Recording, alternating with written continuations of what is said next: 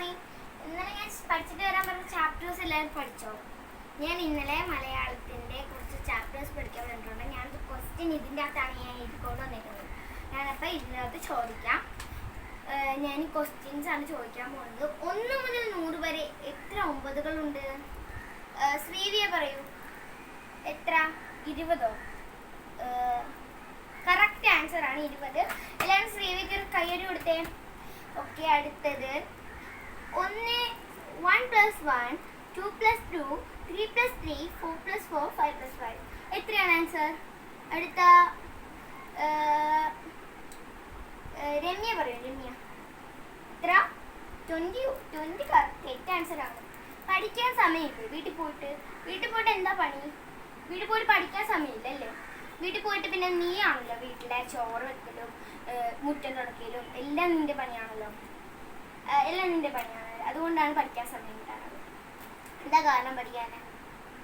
സമയമില്ല. ഇവളാണ് വീട്ടിലെ പണി മൊത്തം ചെയ്യുന്നത്. അവിടെ ഇരി, അല്ല നിന്നോ. ഞാൻ എൻ്റെ പീരീഡ് ഫുള്ള് എണ്ണീറ്റ് തന്നാൽ മതി. ആർക്കറിയാം ഇതിൻ്റെ ആൻസർ?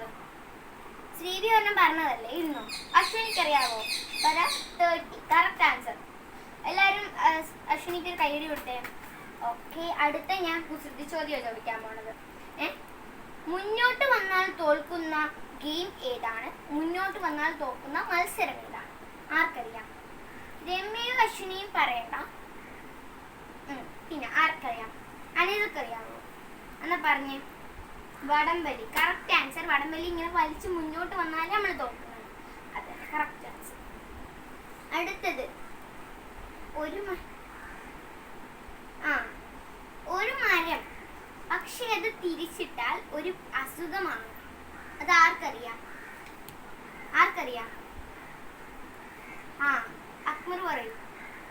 എന്താ? പനാപ്പനി. കറക്റ്റ് ആൻസർ ആണ്. പനാപ്പനിയാണ് ആൻസർ. അടുത്തത് നമുക്ക് നോക്കാം. What is sovereign? സോവറൻ ഇപ്പൊ ഞാൻ പറഞ്ഞിരുന്നു. ഇപ്പൊ ഇത്ര ഗ്രാം വന്നാലാണ് ഒരു സോവറൻ എന്ന്. എത്ര ഗ്രാം വന്നാലാണ് ഒരു സോവറൻ? ആര് പറയും? ബിജിൻ പറഞ്ഞേ, എത്രയാണ്? അതെ, കറക്റ്റ് ആൻസർ. 8 സോവറൻ ആണ് അല്ലേ? 8 ഗ്രാം ആണ് ഒരു സോവറൻ. Good answer. അപ്പോൾ എൻ്റെ പീരീഡ് കഴിയാറായിട്ടുണ്ട്. പോവാണേ. ടാറ്റാ.